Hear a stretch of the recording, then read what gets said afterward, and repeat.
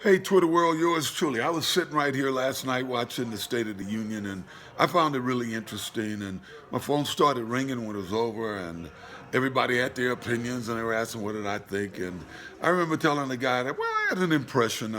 Kind of reminded me of my sister. I started thinking about her when we were kids. She did most of the cooking because my mother had to work for the four of us. And I remember whenever she would bake a cake, that cake would come out and be beautiful, right?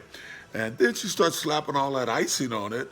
And she had a habit of putting these pineapple rings on it. And I hated pineapple. So before I could really eat my piece when we got around to it, I'd have to scrape all of that stuff off to get to the good cake. And I felt the president came out last night with a beautiful cake. You know, the economy, the state of the military, the stock market, which is different than the economy, but it was all great. Unfortunately, I think as writers, sometimes they feel like they have to embellish it by saying the great economic turnaround.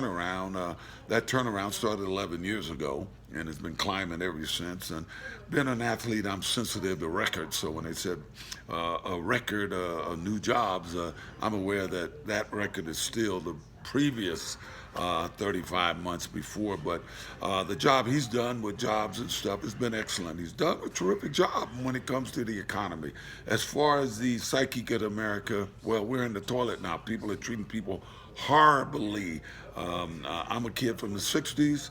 I remember the big upheaval then, and we had peaceful demonstrations and peaceful sit-ins. And after a while, months and years later, they became riots and Kent State.